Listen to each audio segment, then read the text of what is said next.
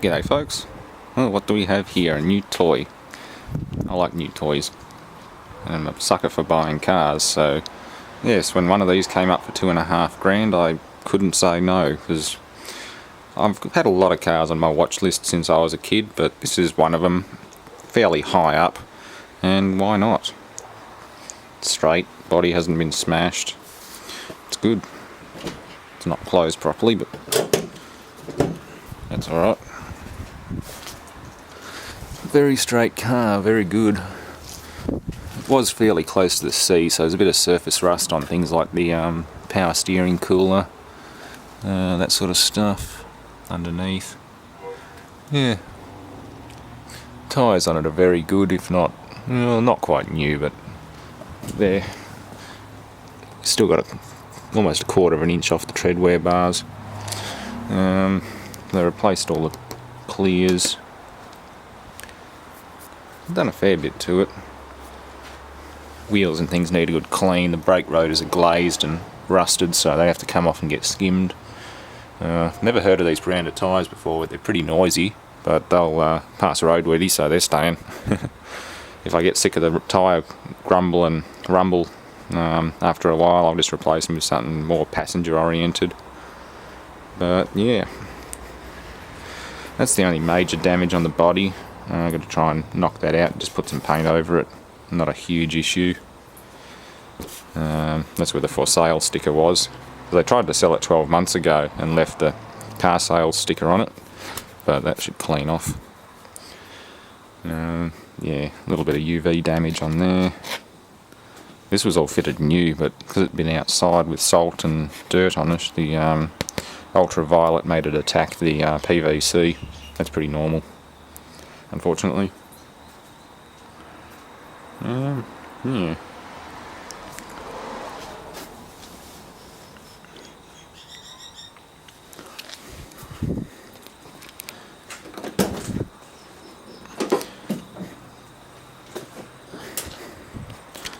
Fairly easy to load.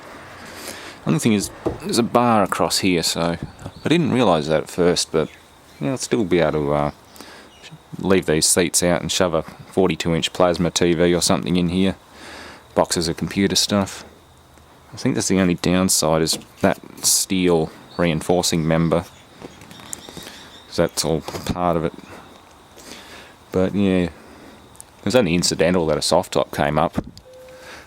Regardless of whether it was soft top or hard top, I wasn't going to say no, even though the hard top has a wider rear opening. It's a lot more practical.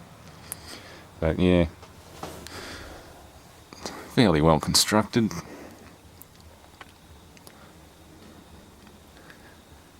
Don't think it's been leaking. I really have to drive it out into the backyard once the way's clear and actually inspect it in full light. It's a bit hard under the carport. I don't have full light to do this sort of stuff. But that, yeah, that'll unlock and the whole lot will fold back. I'll try that one day. And probably never want to seal again afterwards, but well, there is a company that makes replacement hard tops to replace these soft tops, so that's always a good thing. Just get the bubble top that goes over it. It's a fiberglass and polycarbonate composite top.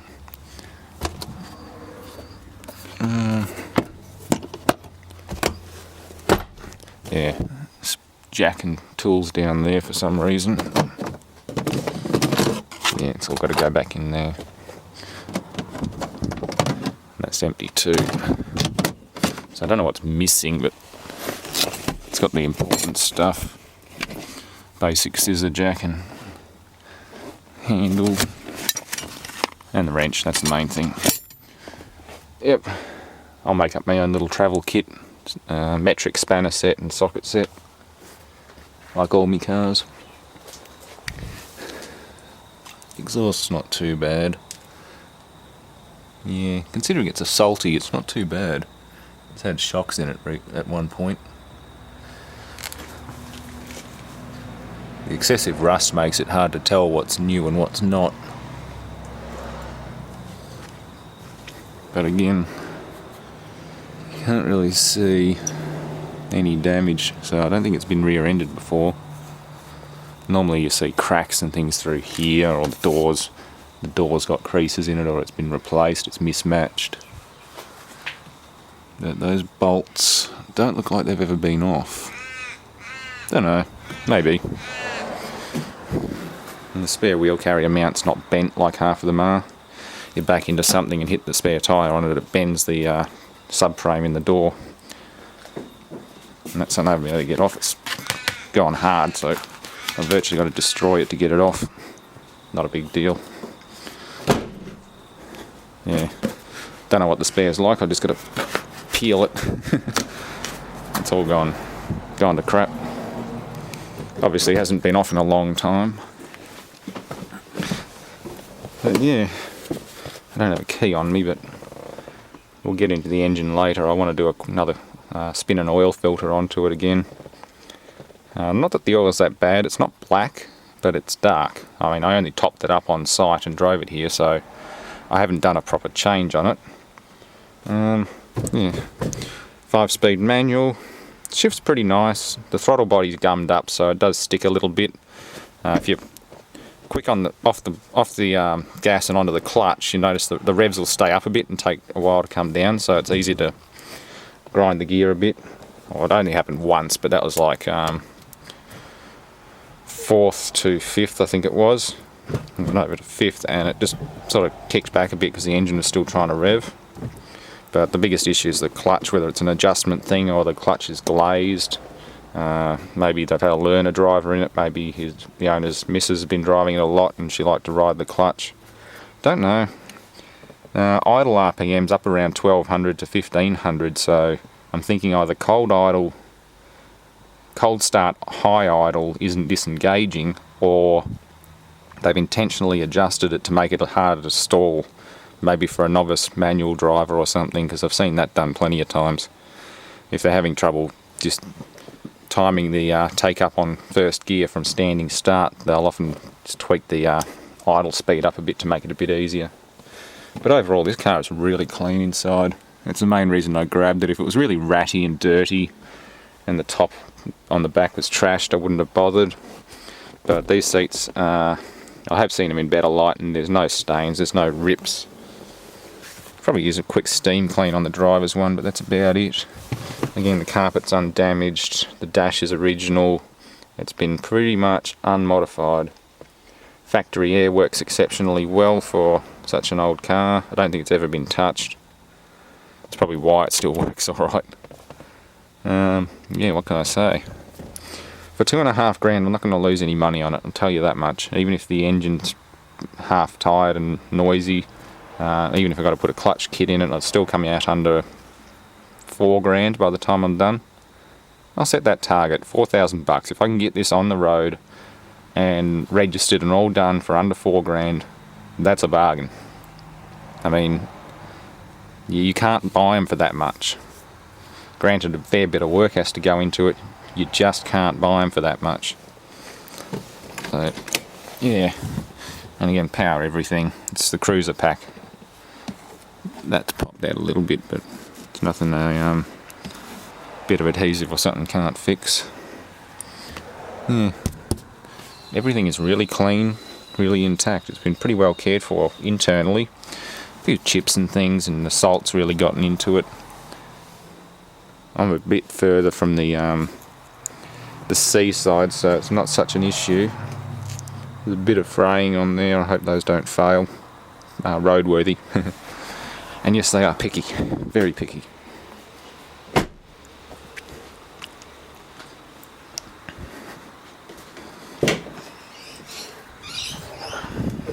Where is it? All I can feel is a condenser coil. Yeah. It's that timing belt kit, 174k. Yep, I already knew that one. I'll give them credit. Changing starter motor, easy. Changing alternator, really easy. I love that. It's up high. It's really easy to get to, really easy to change. Same with the starter motor, harder to drown if you're forwarding a bit of water. Lambda sensors right there, aka the O2 sensor. Oil filters right there. they're not a bad car. They're actually a pretty good car. I know a lot of people just don't like Toyotas, or they don't like little mini SUVs like this one with no live axles, but who cares? I'm not taking it off-road. Looks like they've done one heater hose and not the other one. Yeah. They probably did the head job on the cheap, but oh well. I'm going to do everything.